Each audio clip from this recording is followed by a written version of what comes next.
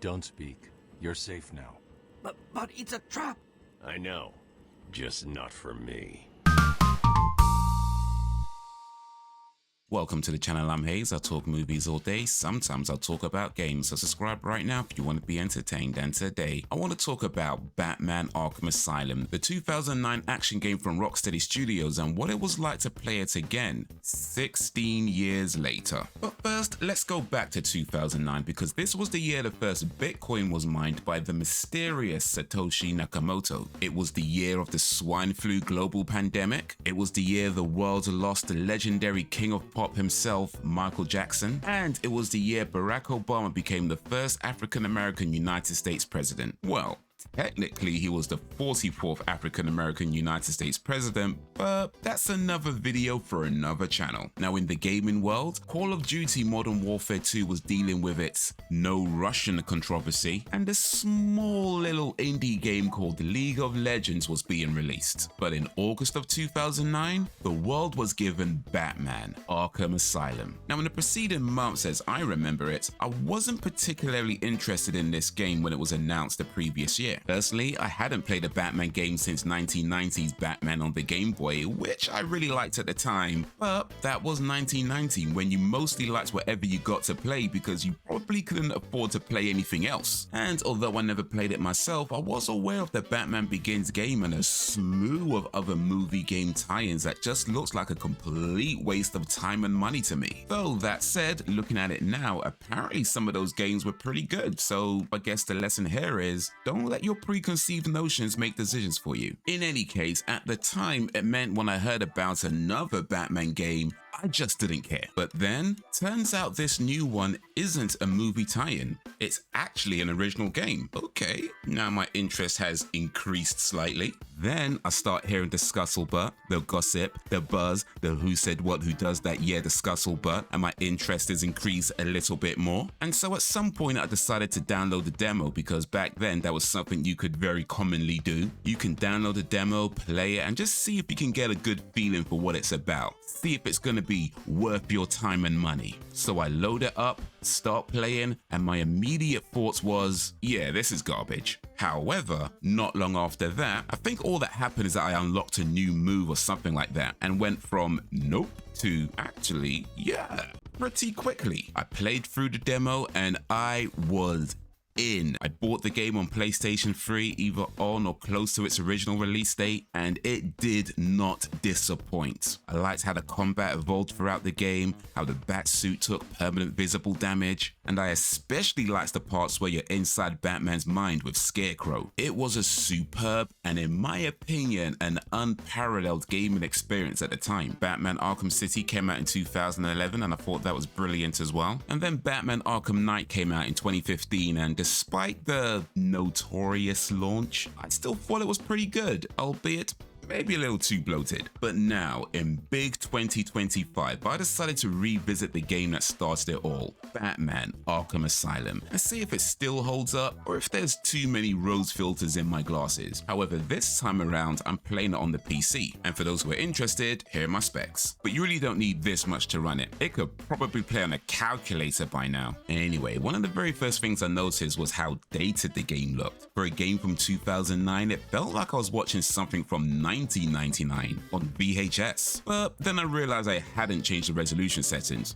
That was my bad. The graphics, of course, by now do still look dated, but it's more like watching a DVD. It also felt like it was taking longer to get good. Though, to be fair, it's possible I'm mixing up how I felt about the demo and the game itself, but I remember liking the moment-to-moment gameplay quite early on, whereas now it felt more like I was just going through the motions for the first maybe 3 hours or so. It certainly wasn't bad, but just different to what I remember. And speaking of memory, it's definitely fair to say how I remember it is different to what it actually is. The combat moveset is different to what I remember. The boss battles seem way easier than I remember, and the Scarecrow parts felt way less epic than I remember. And I think there's a few reasons for that. One, It's been 16 years. Arkham Asylum is basically old enough to leave Wayne Manor and rent an apartment in the city, and with the money it made from sales, it could most definitely afford a one-bedroom flat with a shared kitchen. It's also possible I'm conflating my experiences with Arkham City, Arkham Knight, and even a little bit I played of Arkham Origins with Arkham Asylum as well. So playing it now, a lot of it felt slow and a little clunky, but what's weird is that it also felt really short, even though it took me about 12 hours to get through, which according to How Long to Beat is about average. It just felt like I mostly breezed through it and then it ended. Also, Batman needs to lighten up. Okay, no, he really doesn't. But something that stood out to me is how stiff Batman is when talking to someone. Dude's body language shows next to no emotion, don't even move his hands or anything. I mean, I ain't saying he's gotta act like an Italian getting offered a cappuccino in the afternoon, but come on, it's Batman, not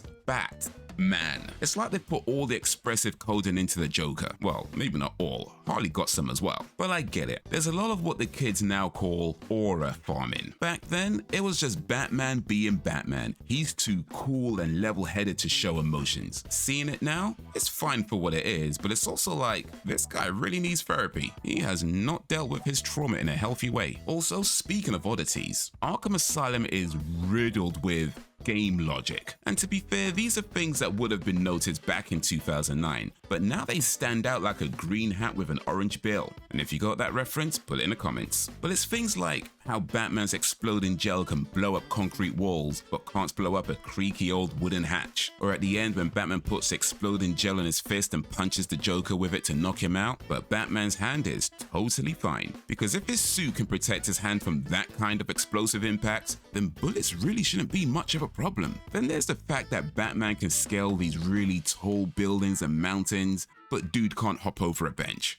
Batman gets into fights with 20 men, jumping all across the room to deliver a spinning roundhouse bat kick, but can't hop over a bench. Or the part where Batman calls in the Batwing to drop off the line launcher. First of all, why only get one thing? There's probably a bunch of useful things you can pick up while you're at it. And B, if you're gonna call in the Batwing, why not have it locate the Joker and drop some explosive gel on him? The math is not mathin' here. But perhaps the most egregious oddity is, why can't Batman swim? Okay, I get it, it's in the comics and other versions of Batman, but it makes no damn sense at all. This guy's supposed to be super smart, the world's greatest detective, martial arts expert, a billionaire. One time he beat up a shark, another time he went surfing, but at no point he thought, maybe I should take some swimming lessons. Or at the very least, get Lucius Fox to invent some bat suit attachment that makes him float in the water or something. But anyway, all that aside, the real question is Batman Arkham Asylum still worth it 16 years later? And for me, it's still a pretty enjoyable experience overall. I think it's fair to say it's not quite the masterpiece that I remember, but it still holds up mostly quite well. I definitely like the frequent automatic saves, cause man ain't got time for long gaming sessions no more. And even though it defies logic, the permanent suit damage is still a nice touch. I like that it's a very linear game, so you're never really lost on where to go and what to do, though there's still a lot of room to explore, secrets to find, and collectibles to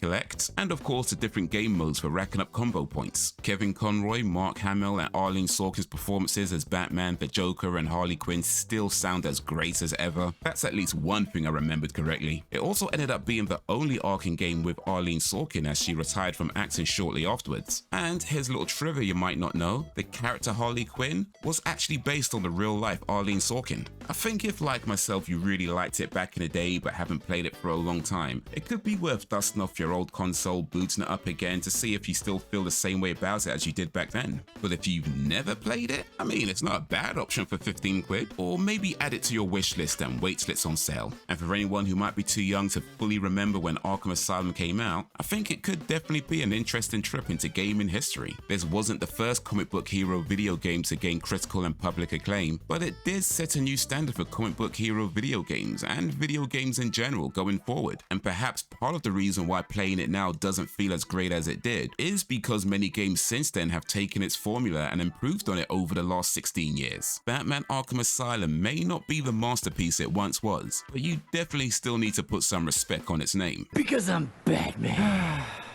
But that's what I think of Batman Arkham Asylum. What do you think of Batman Arkham Asylum? Let me know down below, and while you're there, be sure to like, subscribe, and drop a suggestion if you don't mind.